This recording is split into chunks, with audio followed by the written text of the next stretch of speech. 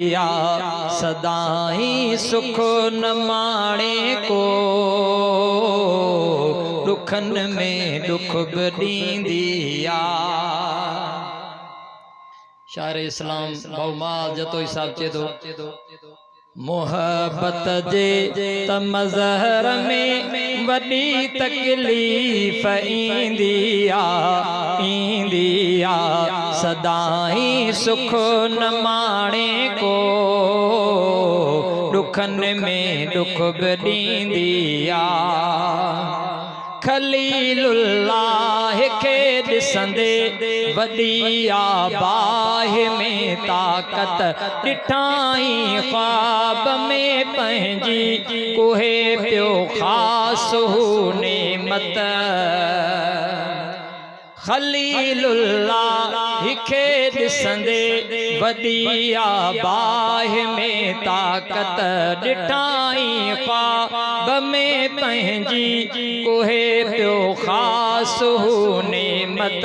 त सोचम इश्क़ में उन जे आतिश सहणी पवंदी आ सदाई सुख न माणे को दुखन में दुख बदींदी आ।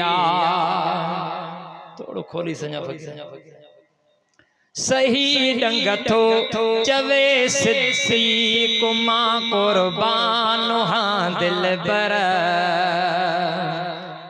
सही ढंग थो चवे सिद्दीक़ मां कुर्बान हां दिलबर। हणी ढंग पूरो कर मूंखे चवे पियो गार जे अंदर। हणी ढंग पूरो कर मूंखे चवे पियो गार जे अंदर। मसद के मुस्तफ़ा तां सआदत भी न थींदी आ सदाई सुख न माणे को दुखन में दुख बदींदी आ। मोहब्बत जे तमज़हर में वडी तकलीफ़ ईंदी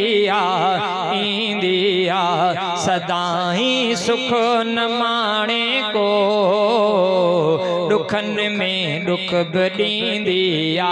ॾिसो हबशी बिलाल आ दिलबर जो हुकायल आ। सुतो वारीअ ततल ते आ न थियो पोइ ते हू गाफ़िल आ। चयईं तकलीफ़ में दिलड़ी समंद खे पई सॾींदी आ सदाई सुख न माणे को दुखन में दुख बदींदी आ।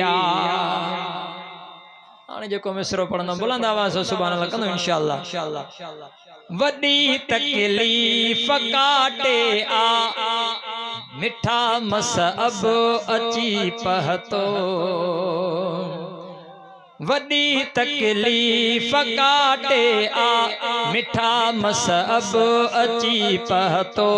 छदे हू माल मिल्कियत खे छदे हू माल मिल्कियत खे अची थियो चाह जो प्यासो। ॿुधो थम इश्क़ में दिलड़ी पंहिंजो घर तर छॾींदी आ सदाई सुख न माणे को दुखन में दुख बदींदी आ।